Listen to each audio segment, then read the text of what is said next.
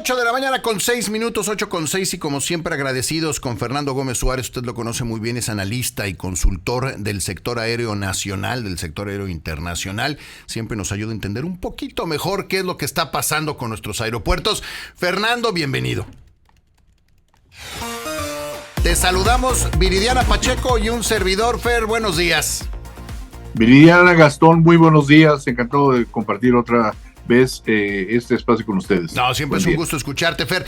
Oye, Fernando, te queríamos preguntar, se está hablando mucho de la remodelación del Aeropuerto Internacional de la Ciudad de México. Fue abandonado durante mucho tiempo, las instalaciones estaban ya que, bueno, se metía el agua cuando lloviznaba afuera, pero le están metiendo otra vez mucha lana. Ahorita, si usted recorre el aeropuerto, sobre todo en la Terminal 2, es donde más cambios están haciendo, ¿no? Sí, están, lo que pasa es que el aeropuerto capitalino, que es el más importante del país y repercute en todos los demás destinos de la República Mexicana, pues es un punto neurálgico que moviliza 50 millones de pasajeros al año, 360,000 operaciones aéreas, y obviamente todo eso viene de alguna forma a repercutir positiva o negativamente con los demás aeropuertos, incluyendo los de la península de Yucatán y el resto de la República, como ya lo hemos platicado. ¿Qué pasa?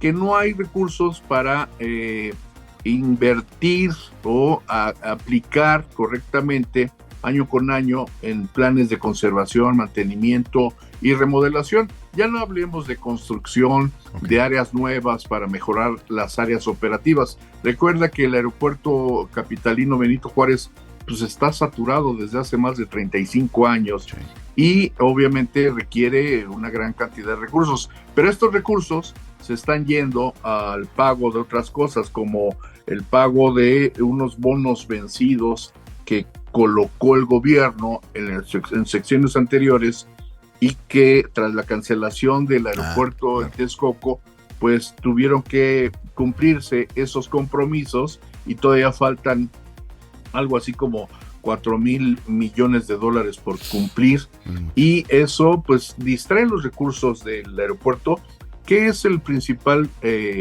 ingreso de un aeropuerto, la tarifa de uso aeroportuario, la famosa TUA. Y esa TUA pues se lo quedan prácticamente, nada más le dejan el 25% de ese TUA. Estamos hablando de una gran cantidad de recursos, pero no son suficientes. Por eso surgen las goteras, que son prácticamente cascadas dentro del aeropuerto capitalino, brotes de coladeras por el drenaje ya mal atendido, y cosas que parecieran de imagen o de impresión. Aquí lo preocupante sería que esos recursos no se aplicaran en cuestiones de seguridad operativa, es decir, iluminación en pistas, desasolve del drenaje de las pistas para que cuando llueva no se inunde y se cancelen las operaciones o constituyan un riesgo a la hora de aterrizar, o en ocasiones también los sistemas de seguridad o las plantas de energía para que los semáforos aduanales operen correctamente y no se les vaya por ahí alguna travesura de alguien que quiera introducir alguna mercancía ilegal, etcétera, etcétera.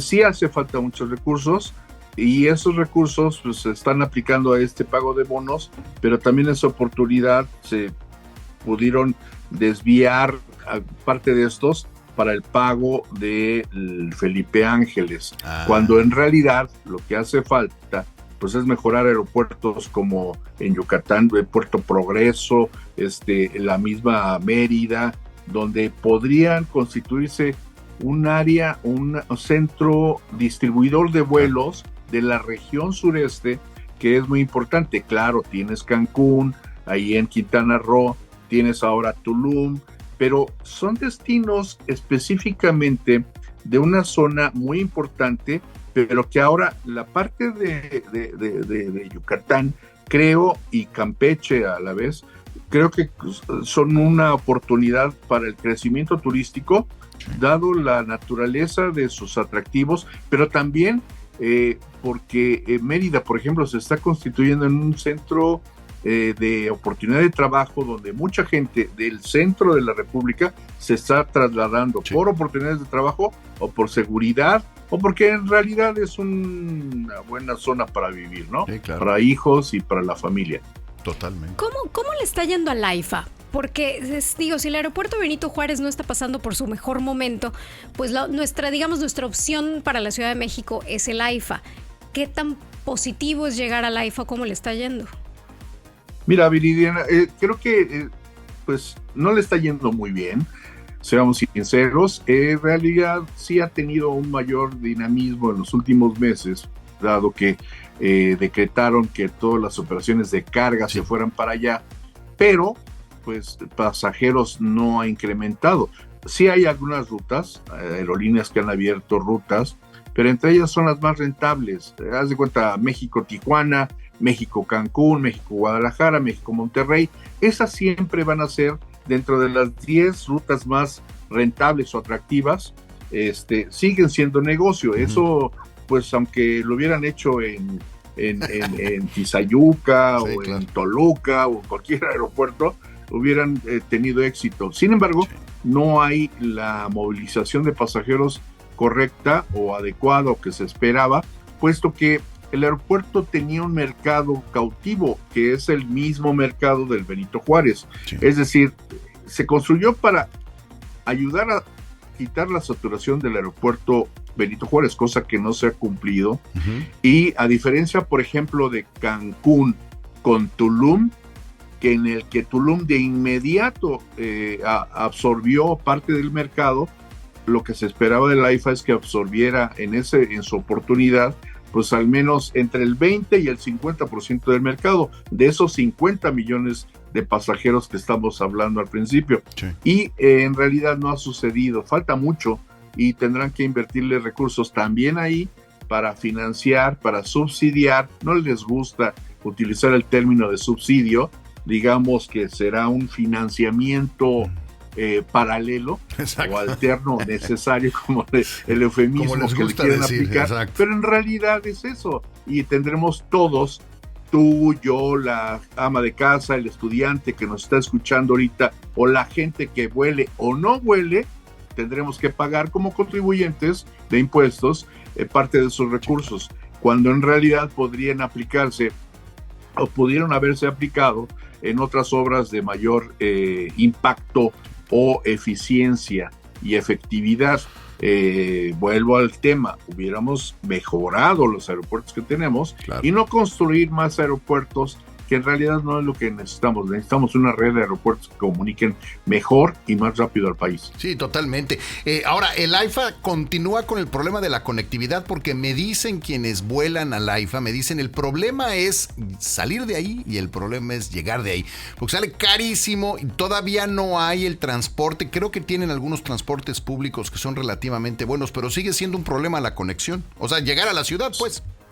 Sí, la conectividad urbana con la Ciudad de México o el área metropolitana, pues obviamente pues no se ha concretado, no obstante los esfuerzos que se realizaron, pero eso pasa porque al principio no concluyeron esas obras e inauguraron pues, en un plazo que determinó el jefe del Ejecutivo en su momento, y inauguraron como fuera, aunque las obras no estaban terminadas. Y parte del problema de la conectividad, precisamente, Gastón, bien lo mencionas, fíjate que eso ha dado al traste con el interés o la efectividad que pudiera tener un sistema de transporte que trata de incluir, fíjate, el transporte público, como el tren suburbano, el metrobús, un tren que anunciaron que iba de Buenavista al aeropuerto, etcétera, etcétera.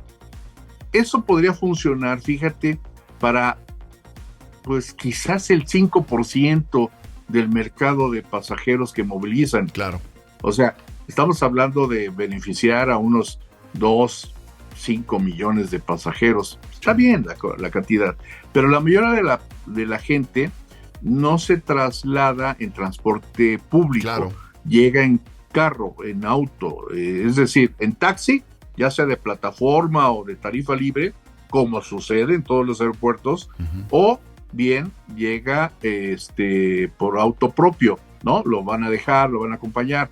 La mayor parte de la gente aquí en México, a no ser que vayas a Nueva York o a París, normalmente la gente allá sí utiliza más el transporte público, sí, claro, el metro o el transporte colectivo subterráneo, pero porque son otras redes, otras eficiencias, otros costos y otra conectividad, porque allá sí hay una conectividad eficiente entre el transporte aéreo, el ferroviario, el carretero y el marítimo, sí, incluso en algunos destinos, ¿no? Y aquí no, todo está desconectado. Entonces, sí es un problema, persiste y persistirá, y por eso también no avanza la demanda del público en ir o volar al aeropuerto Felipe Ángeles. No obstante que incluso les han ofrecido, como bien sabes, tarifas bajas. Sí, desde un inicio anunciaron 20% más barato que las demás aerolíneas, no sé cómo,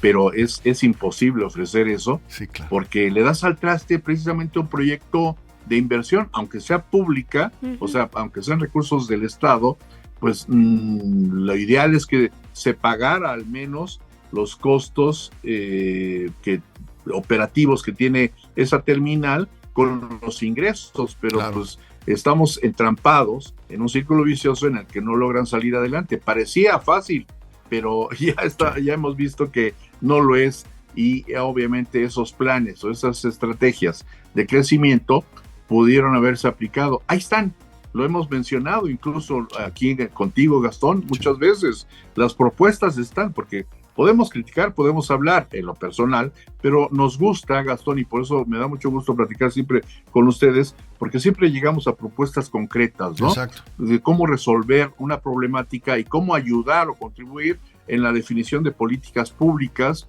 en este sector que es estratégico para el país.